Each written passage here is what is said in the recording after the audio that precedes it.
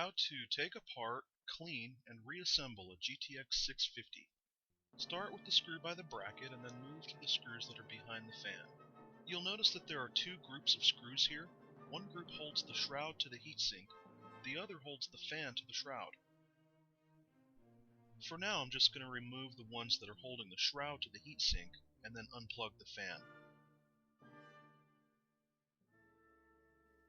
And now we can see the back side of the mount that actually holds the shroud to the heatsink.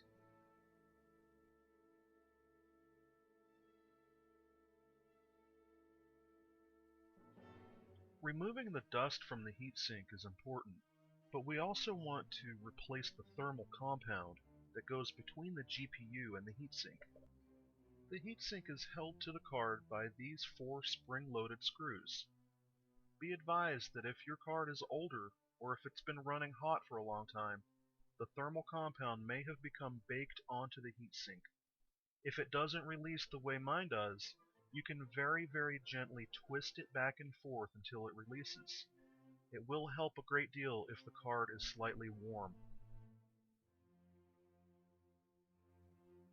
It's not uncommon for there to be far too much thermal compound.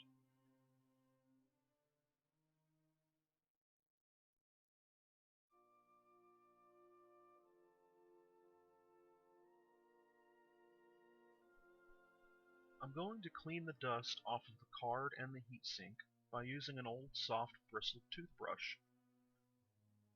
This is really handy for getting into those cracks and crevices and along the edges of any chips or capacitors that might be on the card.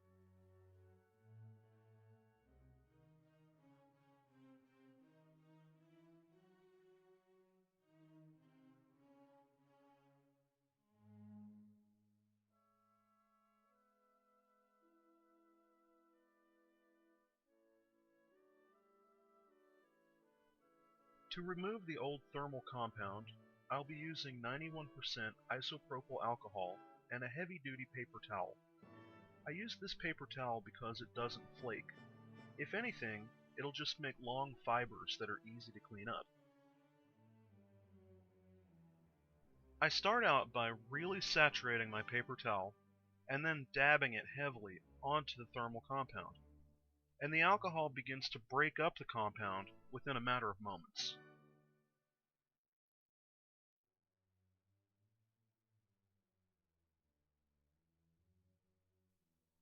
And then it rather easily just wipes right off. It doesn't take much effort at all.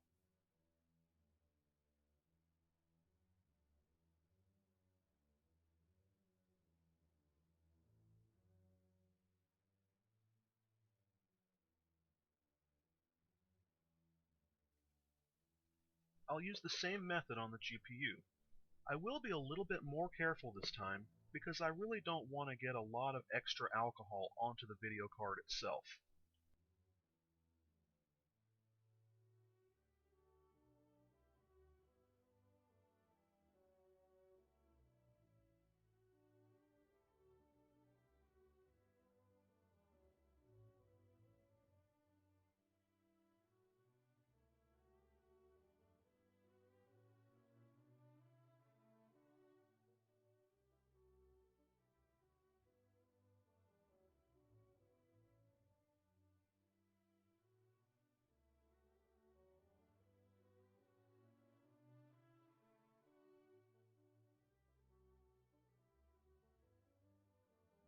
You might want to remove this small plastic frame from around the GPU.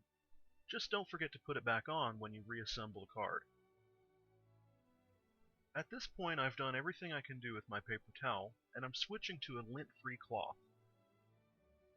And now the actual GPU looks pretty clean, but you can see that there is thermal compound all over those solder points. So I'm going to dip my toothbrush in a little bit of alcohol and just kind of gently scrub that stuff away.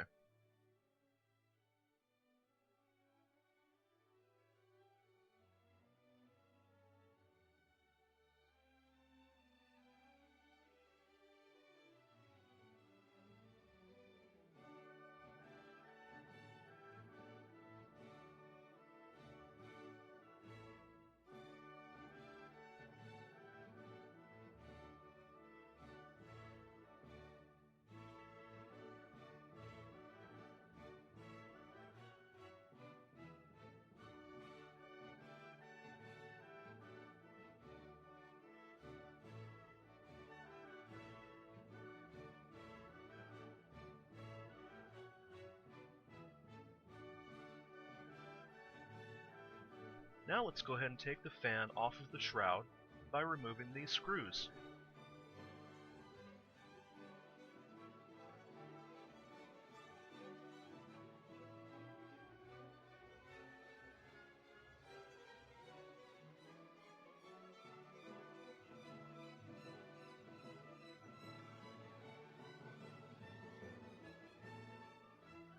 And once again, I'll just use my toothbrush and my lint-free cloth.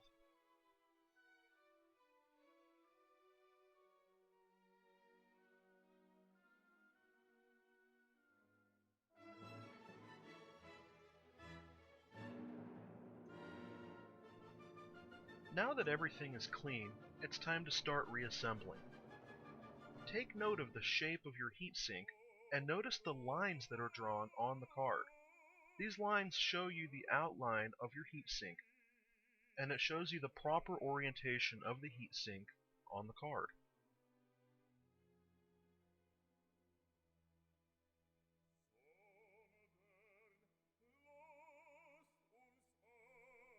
Attach the fan back to the shroud, keeping in mind an orientation that will allow you to plug the fan back into the card.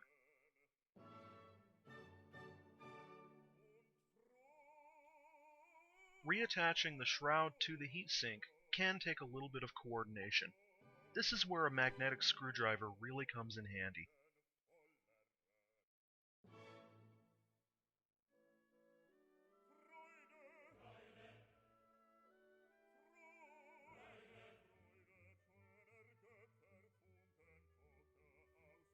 And now it's time to apply the thermal compound and put everything back together again. Before I put the compound on, I want to make sure that everything is lined up properly.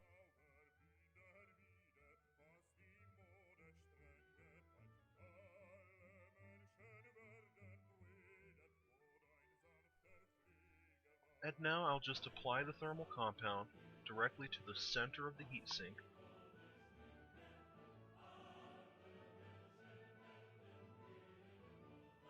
and then lower the card straight down onto the heatsink, making sure that everything is aligned properly.